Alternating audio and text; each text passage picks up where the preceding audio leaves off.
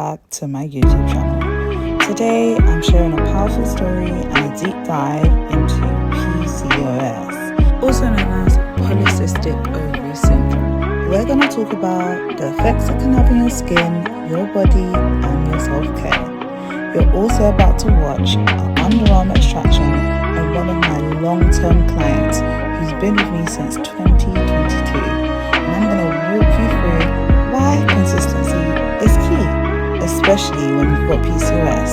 Now, you're probably wondering, what is PCOS?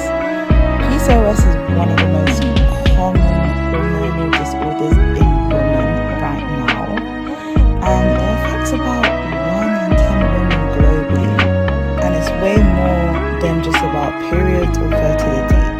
It's a hormonal condition that can actually show up on your skin, especially in places like this, on your underarms, inner thighs, and even your face. Women with PCOS often deal with high testosterone, insulin resistance, and inflammation, and all of that can lead to stubborn ingrowns like this, and dark marks and textured skin. Now, what you'll be seeing today in my client's skin is a build-up of congested follicles, but also tunneling, which happens when ingrown hairs curl underneath the skin and creates a little or big pathway. You'll notice the texture looks raised in some areas and dented in others, and that's not just scarring, it's actually inflammation from repeated trauma. In my client's case, one of those traumas is actually from her deodorant.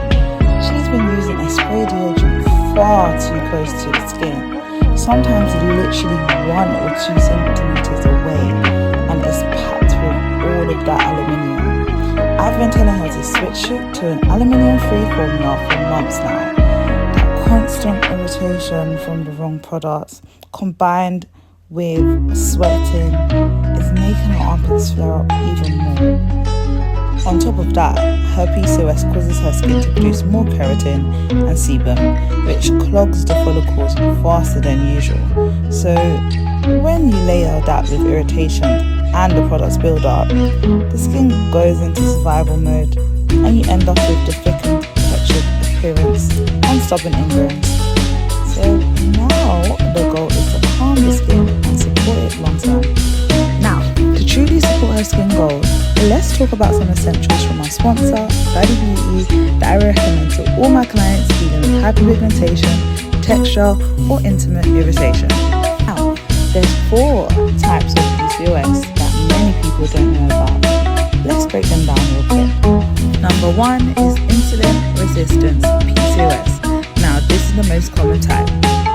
It's when your body struggles to use insulin levels get too high, which then triggers your ovaries to produce more testosterone, and that's where the real drama starts.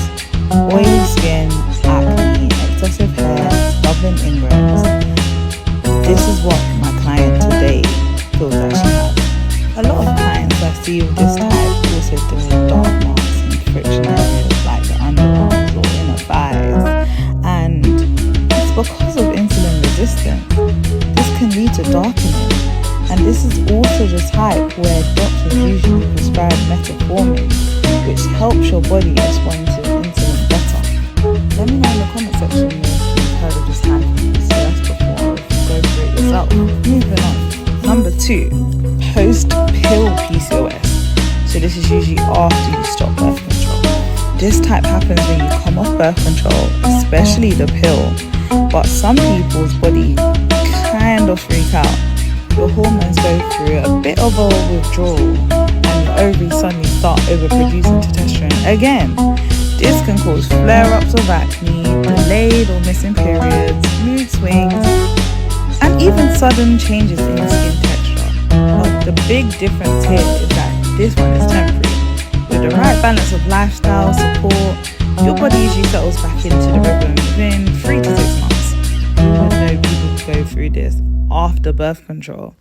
Now, number 3, inflammatory PCOS, when inflammation is the root. Now, this one is deeper and sometimes harder to detect. Inflammatory PCOS is when chronic inflammation in your body messes with ovulation and hormone balance. So if you're someone who always feels bloated, tired, has joint pain, or is super sensitive to food, you might have this one. And yes, inflammation impacts the skin too. It can make your skin hypersensitive or even flare up your eczema or acne and slow down healing. So when you get an ingrown, it stays longer or turns into a dark mark. Natural inflammatories like turmeric, ginger, nettle tea will be the perfect powerhouse for this type of PCOS. And the last one, number 4, is adrenal PCOS. Stress is the main trigger of this one. And your ovaries are fine, but your adrenal glands aren't. These are the ones that handle all the stress. They're just pumping out way too much DHEAS, which is an anadrone like testosterone. So even though your blood tests might say your testosterone levels are normal, you're still breaking out. You're still losing hair, you're still getting facial hair, and you're still having irregular periods. And when your body is in constant fight or flight mode, your skin reflects it. So more oil, more inflammation, and more resistance to healing.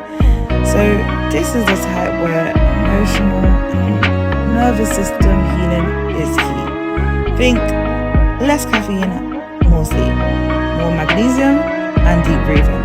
When hearing all 4 types, which type of PCOS do you think you relate to? Has any of you guys suffered any of these symptoms before?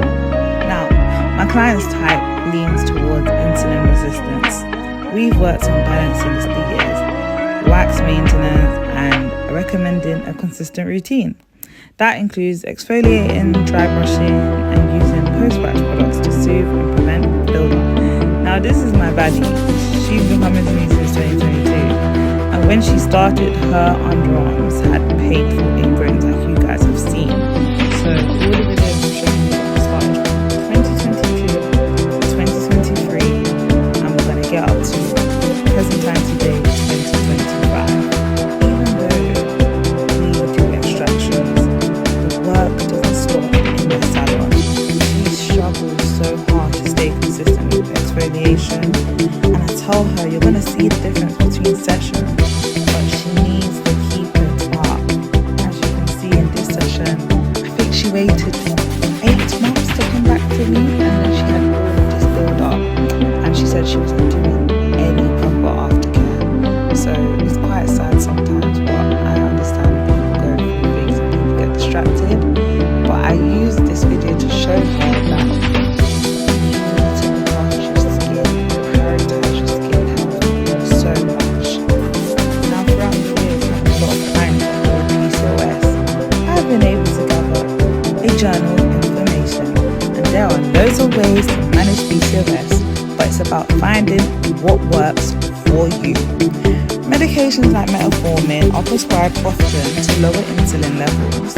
Others use hormonal birth control, but more of us are turning to holistic options. One of my go-to guys is other clients drink spearmint tea, known to help lower testosterone naturally. Another interesting fact I found out is that new studies link trauma and chronic stress to PCOS symptoms.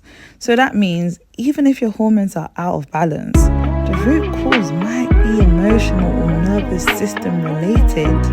So that might mean daily stress, emotional burnouts, and even feeling unsupported can affect your hormones. So taking care of yourself isn't a luxury, it's necessary healing.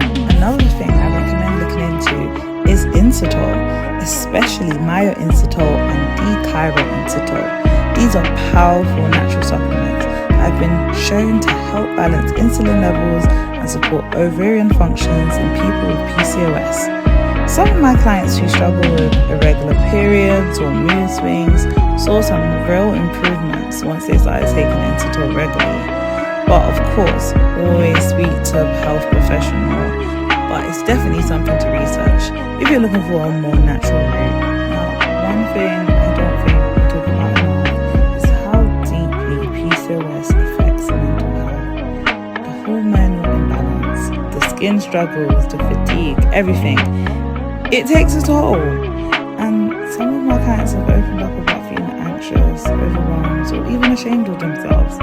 And let me say this loud and clear. There is no shame. PCOS is a condition. You didn't cause it, but we can manage it together. With support, care, education, and just a little bit of sisterhood. Now, one of the most heartbreaking things about PCOS is how it can affect fertility. And that's something a lot of us are scared to say out loud. I've had so many clients break down because they feel broken or like their body's failing them.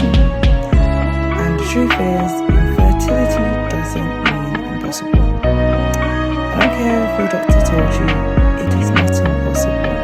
It just means your journey might take a different path and you are still whole, whether or not you have a baby. Your womanhood isn't defined by your womb. It's defined by your power, your peace, and your purpose. Can I get an amen? So let's just take a moment. And let me give you a little reminder today. And say it with me now. I am soft and sacred, even with hormonal acne. I am still that girl. I am still that woman, even with a little chin hair. I'm worthy of rest, even with gut issues and insulin spikes. And I am absolutely still powerful, even while I'm healing my fertility. Like, babes, don't play with yourself. PCOS could never take your glow away, your grace away, or your goals away. Skincare is a big part of what I do, but healing from PCOS is not just about the outside. It's what we drink, the way we breathe, the stress we can hold in our bodies, and that's why I love holistic care. So the bottom line is, PCOS is complex, but you are not powerless. With the right care, support, and education, you can absolutely feel good in your skin and body again. And trust me, this isn't the last PCOS episode I am doing. I've got more coming.